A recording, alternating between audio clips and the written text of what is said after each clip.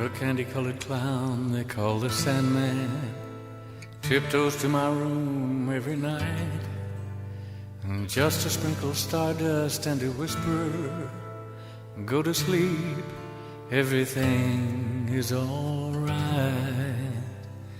I close my eyes, then I drift away.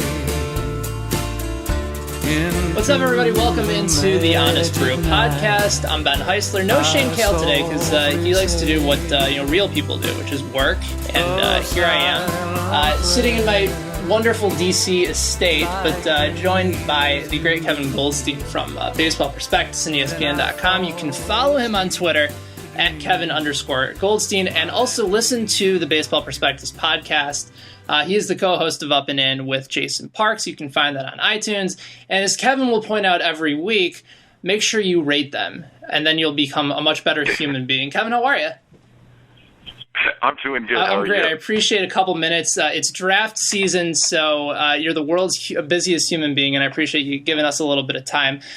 Let's start with the draft, because the baseball draft, I think for most people, it's hard to grasp a little bit, because you're talking about players that are many times anywhere from 3, 4, 5, or sometimes even 6 years away from making an impact on the game and on Major League Baseball. But give us your thoughts on what you see Houston maybe leaning towards at number one. Byron Buxton's a candidate. Some people have said Mark Appel, the pitcher out of Stanford. Where do you see them leaning with that first pick? It's interesting because all along it's been Buxton, Appel, but I do think Carlos Correa is in their mix now, so I think you kind of have a 3-player decision. And there's a lot this could come down to that has nothing to do with the players. At some point between now and Monday evening, Houston's going to have a phone call with Scott Boras about Mark Appel's signability, and Houston's going to have a call with Byron Buxton's agent about how much Buxton's going to want, and they're probably going to have a call with Correa's people about what he's going to want, and that could play a role in their decision. And right now, I think they're leaning Buxton.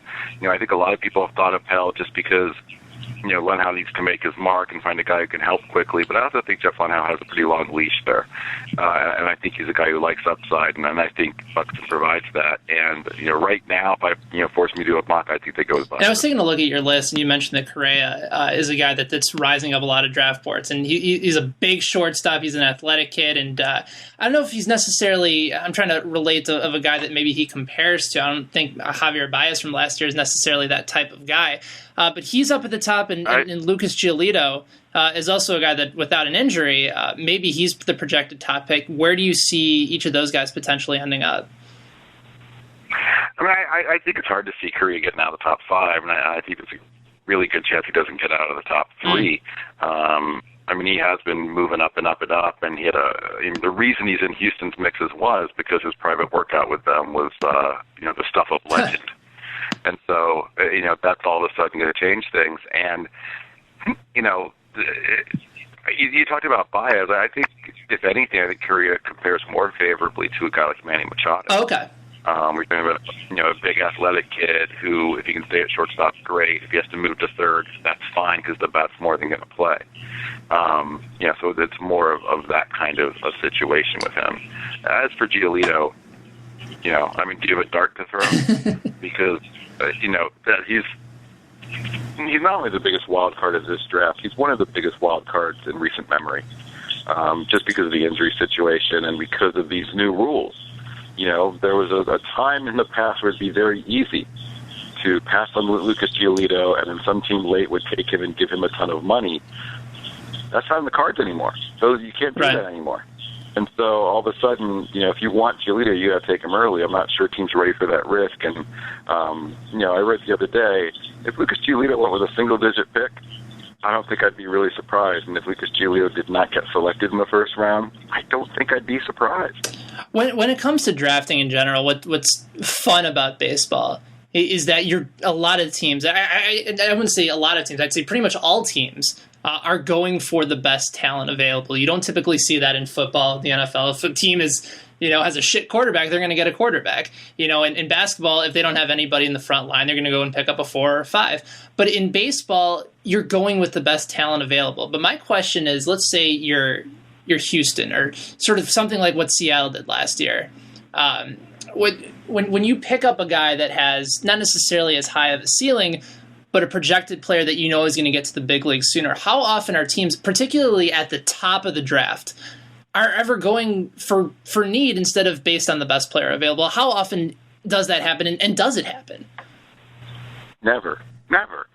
And that's because of the development time and the attrition rate and things like that. It's you talked about the football draft, and if you're a football team and you need a tackle to help protect that new quarterback, and you have the third pick in the draft, when you draft that guy, you're assuming he's going to be your starting tackle this year. He's filling that hole. If you're a basketball team, you have a point guard, you have the fourth pick of the draft, take some stud point guard, you're expecting him to play 40 minutes every night for you next year. And that's just not the case with baseball. And so, baseball prospects are, as much as important to the team that has them as they are simply valuable assets. For the purposes of trades and things like that. They really do serve two purposes. And so, your job as a team drafting is to find the most valuable asset. If the Angels if it gets to the Angels pick and the best player in the draft is a first baseman, they'll take him. Even though they have Albert Pujols sitting there. It's just how it works. The Rockies, if it was a shortstop, they would take him, even though they have Troy Tulowitzki signed through the end of time. It's just how you take the best possible player, the guy with the best upside, the guy who you think can be the most valuable. We're talking to Kevin Goldstein from Baseball Prospectus and ESPN here on The Honest Brew. And again, you can follow him at Kevin_Goldstein on Twitter. So let's go back to some of the impact prospects here so far in 2002 or 2012. We can talk about the 2002 draft as well. Although my memory seems to have sort of gone back, and I don't remember necessarily who made that big of an impact. Although I think that might have been the year Pryor was drafted. Was that Pryor in Mauer? Was that 2002? I think that's Pryor Mauer. Okay. Yeah, that's all right. Well, it's all blurred. Yeah, I was going to say I drank that all the way once Pryor continued to just break his arm off in half. But the top three so far this year, according to your rankings, was Matt Moore, Mike Trout, and Bryce Harper. And compared with the rest of the other prospect analysts, they were sort of 1, 2, 3, and you could move the order around sort of however you want, and you're not going to be wrong either way with wherever you put them. But I'm curious to get your thoughts on what you've seen from those three guys so far, and maybe who has the most impact on their team towards the end of the season, because all three of these teams are fighting for playoff spots. And when you talk about top three prospects, that's not always the case. A lot of the times guys are just trying to come up and get some playing time and get themselves going. But these are three guys that can help contribute immediately to a playoff race. Absolutely. Obviously Moore's been a disappointment up to now, but it's interesting where if you watch Moore pitch in April, you're like, boy, it's just not there. The stuff's there, the command isn't. It's kind of frustrating. And then if you watch his last start against the White Sox, where obviously he was outpitched by Chris Sale, who went nuts during that game, but that was vintage Matt Moore as well. He was outstanding. And so I hope there's some optimism there, and I still think he's going to be an outstanding, a crazy great frontline starter. But Harper and Trout have definitely stolen the headlines as far as rookies go, especially Harper, just because all the hype. But I think Trout's going to have more of an impact on the Angels than Harper is with the Nationals. I think they're both going to be really, really good. But it's funny, people want to stop everything they're doing to watch every Bryce Harper at bat. And Bryce Harper, again, he's been fantastic. He's been nothing short of wonderful, at least offensively. His defense needs a ton of work. But, Mike Trout's been amazing. And no one seems to want to talk about that. Mike Trout's been every bit as good as Harper. And so, I think overall, I'd actually, if you said you can have either player just for this year, I think I might pick Trout. Trout's been so much fun to watch. And his at-bats, too. He's been patient in the count for a guy that's been in the leadoff spot, which you'd like from him. And you talk about an ultimate five-tool player. He's a clear example of somebody that can do so many things very well.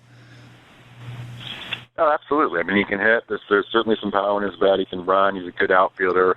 The arm's average at best.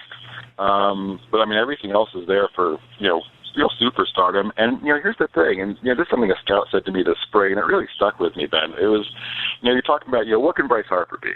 What can Bryce Harper do in his prime? What do you think that can be? What do you think? And I'm like, well, probably a 280, 290 hitter with 40 jacks. Yeah, I agree with you. do you think Mike Trout could do in his prime? You're like, center fielder, outstanding glove, 20 home runs, 40 stolen bases, 300 hitter. He's like, yep, I see that too. Now, here's the question. How many guys can you find who can do what you just said about Bryce Harper? And how many guys can you find who can do what we just said about Mike Trout? You can find more guys who can do what we just said about Bryce Harper. I think you're right. That might, that stuck with me, and that might make Trout more interesting, and it might make. Well, how much of it was just scouts oohing and eyeing and sticking their tongues out and wagging over the 80 power to say, like, well, maybe that's just not something that you're going to see all the time. And I think when people look at the 20/80 scale and you see an 80 power, you think, oh, God, that's exceptional. You're not going to see that for another handful of years. Do people just sort of see that grade and fall in love with it specifically? I think the 80 power is something, but it's also just the hitting ability. Think about what Bryce Harper is doing at 19. There are prospects in the Sally League right now that have kids all worked up, have fans all worked up. Hey, what about this guy? What about that guy? This guy's amazing, and they're older than Bryce Harper. Yeah. And so it's just all the projection. And not that Trout's old, obviously he's only a year older, but it's just what he's doing at that age. You just sit back and you go, man, what could this be? Because we're talking about Bryce Harper. What's his prime? 2020? We're so far away from seeing what this guy can be, and he's already so good. I remember a conversation that we had before a round trip with Baseball Prospectus. It was myself, Mike Farron, and you, and Stephen Goldman, and you posed this question. I wanted to bring it back because I found it really interesting. And we were talking about if Bryce Harper, Mike Trout, and Matt Morrow, and correct me if I'm wrong, I believe you wrote an article about this too, that if they hit the open market in 2012, what would their asking price be? Right.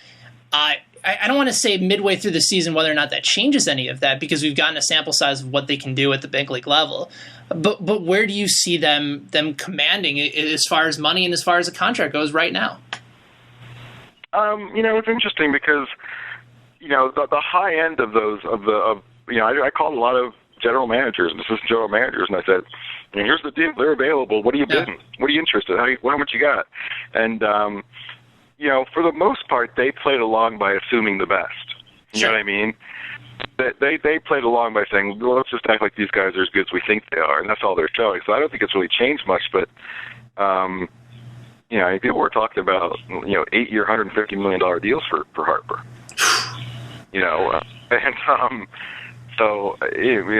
Certainly a crazy amount.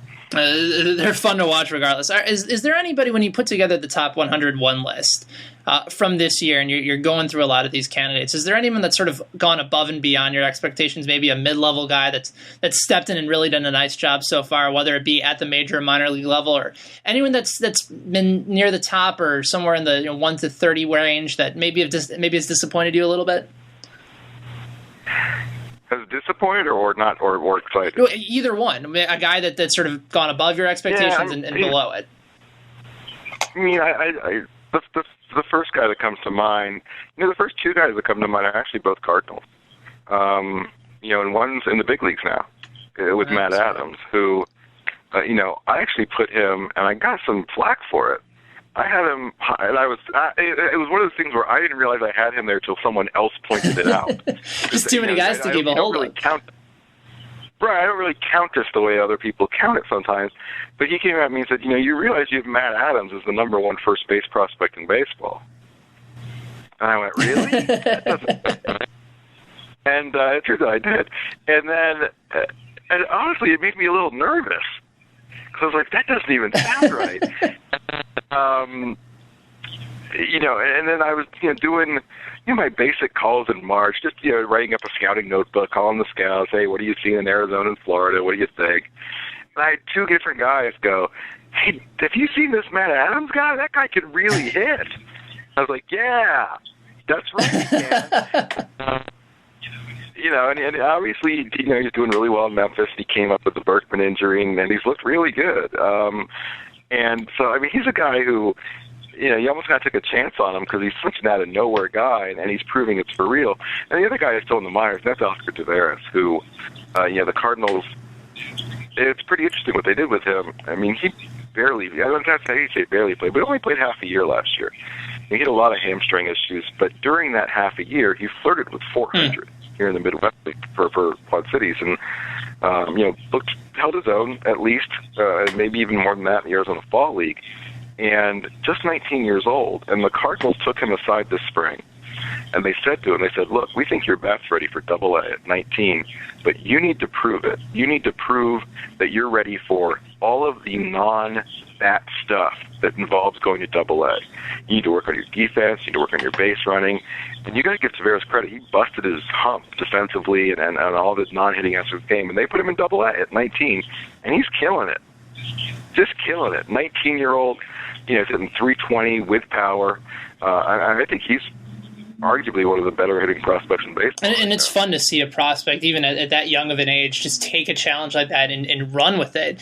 And sometimes you'll see guys that are 19 years old that they'll come up and they'll work their way up through the system based on pure talent alone. And then when challenge and adversity hits them, they sort of take major steps backwards because they've never dealt with that in their life. And now you're talking about a situation where they said to him, you're going to face these challenges. You need to be ready for it. And this is a guy that as you said, took those challenges and ran with it. Right. It really does make a big difference. You get a lot of kids also who, the only work you're ever going to see them put in is in the batting cages. Yeah. And they never really improve defensively. But, you're also right about the adversity thing, and it's a really tough adjustment, especially for the high school kids. For American high school kids, pro baseball is a really tough adjustment. I remember talking to a prospect a few years ago here at Kane County, and he was having a really good year. He was hitting 290, and he was mad. He was upset and really sad because his whole life he hit 700. He's in high school. He's hitting 700. 290 to him sucks. He didn't really even understand how good a year he was having. And so there's a real mental adjustment to that. We're talking to Kevin Goldstein here from Baseball Prospectus and ESPN here on the Honest Brew. When you put together your top 100, and correct me if I'm wrong, the way you piece it together is your viewpoint is sort of an industry preferred list. It's how you, if you were running a franchise, would rank players in the order that you'd want to acquire them. How do you put together your list versus, say, a Baseball America or a Keith Law? And I remember you had a podcast episode where you brought in Jim Callis and Keith Law to sort of talk about how you guys put together those lists. And do you ever bounce ideas off of each other when it comes to evaluating talent? No. And that's not saying anything bad about Jim or Keith. Jim and Keith are both really good friends of mine. At the same time, we do have, it's almost an unspoken rule amongst the three of us where we really don't talk about this stuff. We all have our own opinions on things, and you don't want to necessarily share some stuff. You don't want to overlap with some stuff. And, I never talk about rankings with any of these people. And it's kind of fun in the sense that, we're especially quiet with each other around this time, around draft time. I haven't talked to Jim for over a week. I probably haven't talked about baseball for over 2 or 3. And it's kind of funny in the sense that, honestly, I can tell you right now, on Monday night, after the first picks are over and the draft coverage for the night is over, Jim and I will probably talk on the phone for like an hour and a half. Just about what just happened. Because we have all these ideas and we have all these thoughts, but we're not going to share them with each other right now. No. Well, I guess that makes sense because you want to be able to have your own rankings and your own understandings, and you have your own relationships with GMs and assistant GMs and scouts as well. Sure.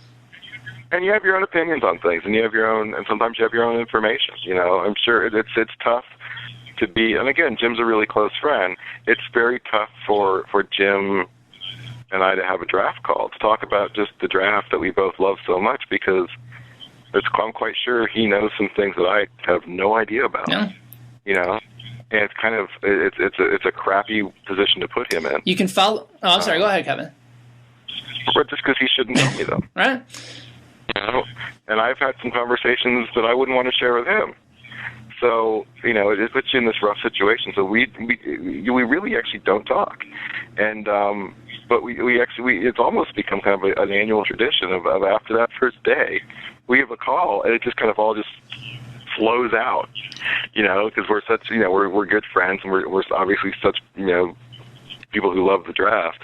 But we end up having this really great conversation after it all finally comes out. It's like it's just ultimate release. You're just like, finally, just get this off my chest. Like, do this. Let's talk about this. Kevin Goldstein from Baseball Prospectus and ESPN joining us here on the Honest Brew. Okay, so we broke down the draft and we broke down some top 2012 prospects, but I want to have a little bit of fun here with the Up and In, which is the Baseball Prospectus podcast. It's you and Jason Parks. You try and do it. It's usually weekly or bi-weekly, or bi-monthly rather. And there became an element to using and defining want in everyday life. How would you describe that to someone who's never heard the Baseball Prospectus podcast before, and ultimately taking want and using it and acquiring it and making it a part of their daily life? I don't know if I would. You just say, they'll just leave it. It's our little thing. It's almost gotten too big. It's a very strange phenomenon where, about a year ago, in a really crappy apartment in Arizona during the middle of a game, of a video game, of a FIFA game. Okay. Someone who is neither me nor Jason used want as a noun. You're showing a lot of want there. And obviously, it's pretty clear what want means. It means, it's about desire. And it just kind of became part of our little lexicon. And then all of a sudden, Steve Berthume, who hosts Baseball Now at ESPN, and I later found out is a big fan of the podcast. Excuse me. Started talking about want himself and tweeting about it a few times, and I told Steve, almost as a joke, I said, "Look, Steve," I said, "if you use want on Baseball Tonight, I will send $100 to your favorite charity." And I was happy to write the check. I was happy to rather like buttons to the Jimmy Fund. And the thing was, Steve did not just Steve came through with flying colors, as they did an entire segment on want. And John Kruk looked incredibly perplexed by the entire concept. It's not the first time. Right, and they all chose these their players with want, and it's just it's just a fun little thing. There's been a million of them on the show. Let's face it, the whole Jose Altuve thing, maybe kind of started with that, which is now a measurement. Right, from talking about Altuve and kind of becoming so obsessed with him, we actually got him on the show for 5 minutes, even though his English is as poor.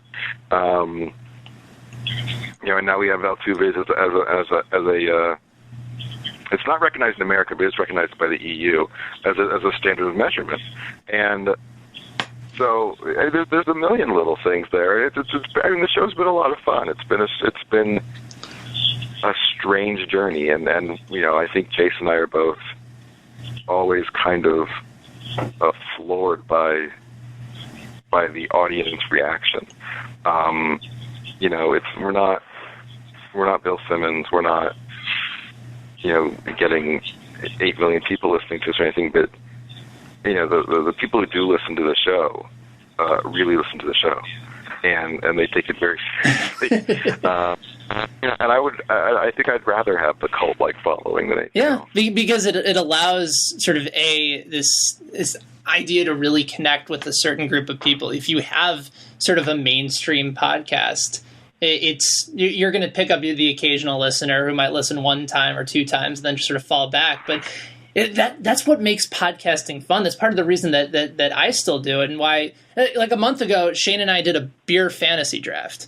And we made a team and put together 6 different positions, which were different types of beer, and we put it together and we had people vote on which one they liked better and which one would ultimately hold up better in a bar. Like that's what makes this sort of thing fun, because A, you're learning about something that you want to have interest in, that you have interest in, and B, you're connecting with a group of people that genuinely care about what you're doing, and I think that makes it all worthwhile in the end. Don't you think it takes a big ego too, though? the occasional ego. Think about the mindset it takes. It takes a huge ego to sit back and go, I'm going to record my conversation because I think thousands of people will find it interesting. It's a good point. That takes a big sack. I'll stroke myself a little bit on that. and so it's tough on that, but I mean, obviously you have a lot of freedom with it. I mean, that's the thing I like so much about the format is just that, first of all, it's a podcast. It's not getting broadcast anywhere, which means two things. A, we have as much time as we want. We don't need to fit into anything. We can, whatever we want to talk about, that's what we're going to talk about, however long it takes, however long it's going to take. And then also, it's not being broadcasted, so it's not subject to the rules of the FCC. Which is a genuine plus. So we can speak freely. We can say what we want, when we want, and no matter what. And those two aspects is what makes for either an awful show or a great show, depending on how you do it. But again, I mean, yeah, I know Jason and I are both really surprised at how well the show is. It's been a lot of fun to listen to, and again, you can find it. It's Up and In, the Baseball Prospectus podcast. You can find it on iTunes, and like Kevin says every week, make sure you rate it and say good things about it if you enjoy listening to it. My final question comes to you because I've always enjoyed following you on Twitter, and again, Kevin at Kevin_Goldstein on Twitter, and most likely he will answer your baseball and your prospect and your draft questions. There may be a great... That's not true. That's not true. So I'm leading people on. But I guess don't give them that expectation. But my question is, in addition to maybe you talked about having a big ego, you also have a lot of patience because you get some of the more absurd and profound questions that I think I've ever seen, and you're happy to retweet that out and give them an answer that they properly deserve. So my question is, when was the last time you've wanted to just take your phone and chuck it out the window and hope that it gets run over by an NIU bus, saying, if I ever see a question like that again from somebody, I'm going to lose it? I don't think I ever Really? have. You just find it fun? Yes. And I know, look, there are plenty of people who don't follow me on Twitter anymore, and there are plenty of people who follow me on Twitter and absolutely hate me. And I'm cool with that. That's fine. But I do see it as a very, it's basically my sociology dissertation, even though I'm not in college. Because I actually find it fascinating. I actually find the mindset of trying to figure out what it takes, what is actually going on in your brain to think that question's a good one. Or let alone just hate you based on your opinion of a 3-star prospect in the Twins organization. Right, I find that kind of incredible, and I find it interesting to try to figure out where this is going from because, someone got really mad at me. I'll give you an example. Someone got really mad at me the other day, and they said, Why do you pretty much hate every prospect? Do you like any baseball players? Anyone asks about is either a fourth outfielder or a back of the rotation starter. And I think that I said that's and I thought that's an interesting question. And the answer is actually there's some depth in the answer. There's something interesting to think about if you think about the answer, because actually I think I'm right about all those prospects that I answered that about. But here's the thing. Nobody asks me about Manny Machado or Jurickson Profar or Oscar Taveras or Colton Wong. No one asks me about good prospects. No one asks me about Dylan Bundy or Trevor Bauer or Archie Bradley. No one asks me about those guys. So I don't say, hey, that guy could be a star. What they do, everyone's looking for that thing that no one else knows. That's a mindset. That's a very distinct mindset that a lot of people have. They're looking for that thing that no one else knows, and so they'll read a story, or they'll look at a box score, or they'll look at a stat sheet, and they'll go, "Hey, look at this guy! I've never heard of this guy. This guy at Double A was hitting .310. This guy in the Florida State League with a 1.94 ERA. What? I think I found someone." And they go, "Hey, KG, what about that guy?" And I go, "He's really not that good." And that's what creates that. So I get 100 of those, and I go, well, he's not that good. And but no one's asking me about Nick Castellanos. No one's asking me about Miguel Sano. Because they all think they know that guy, he's a star. So they're trying to find something. And so I keep telling them, no, you haven't found something.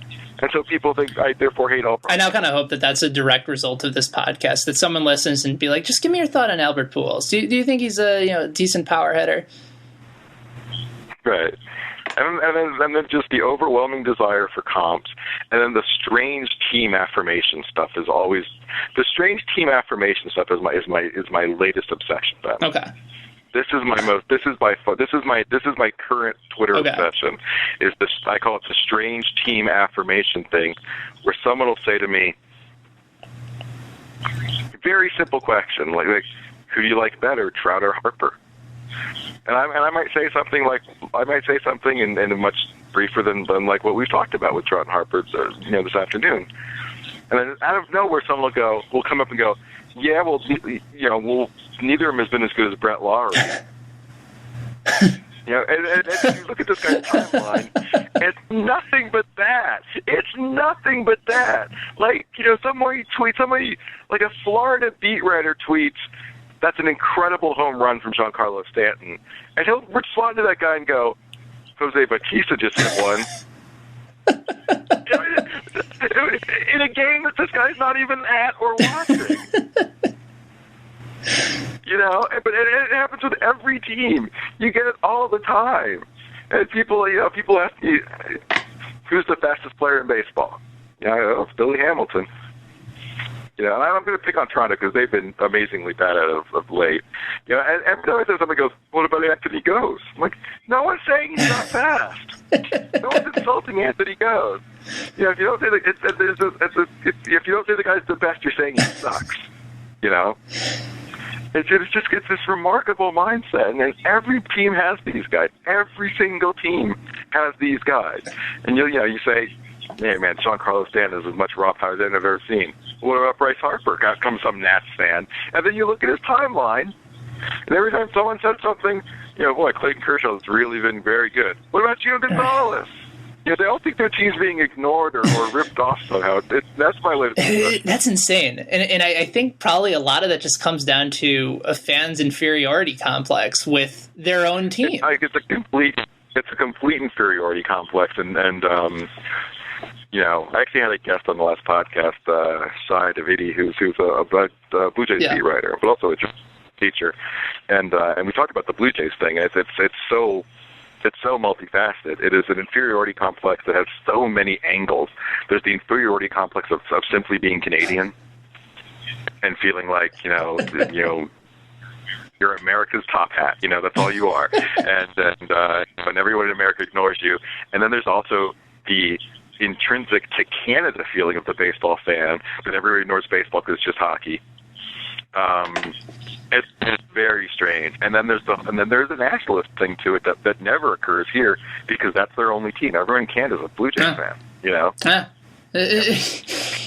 For Blue Jays fans, it's the national. Well, I was going to say I'll just help them feel better. I'll tweet at you and ask them what your thoughts are on Travis d'Arnaud. That'll help. Right. Who I adore. Right. But it's never enough.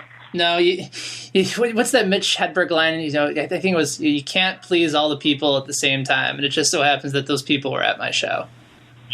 Exactly. So, anyway, Kevin, it's always fun to talk to you, man. And don't forget, you can listen to MLB Round Trip with Baseball Prospectus. It's Mike Farron and Kevin Goldstein every Sunday night after Sunday Night Baseball on XM89 Sirius 209. Don't forget to read his articles on baseballprospectus.com. Follow him on Twitter at Kevin. Can I pimp more? By all means. You spend enough time with me. I pimp as much as you want. Well, speaking of MLB Radio Network, I know I'm going to be on sometime Friday afternoon talking draft, but also be a big part of Monday night's draft coverage on the network. And you can also join Kevin as part of that. I believe that show with, I think it's hosted by Grant Paulson and Jim Bowden, and that fun gets started at 6 p.m. Eastern, 3 Pacific, and if it's draft related, Kevin will be a part of it, and I'm sure he'll be active on Twitter as well. It's always good to talk to you. I appreciate the knowledge, and good luck with everything down the road. It's been fun. Thanks, Kevin. That's Kevin Goldstein from Baseball Prospectus and ESPN. Follow him on Twitter at Kevin_Goldstein. Shane and I will be back next week with maybe something non-sports related. We have to figure it out. I think at some point we're going to move and dive into the whole comedy and music world, not necessarily at the same time, unless Henry Phillips wants to come on. But I appreciate everybody listening. We'll be back next week. Thank you again, and good night.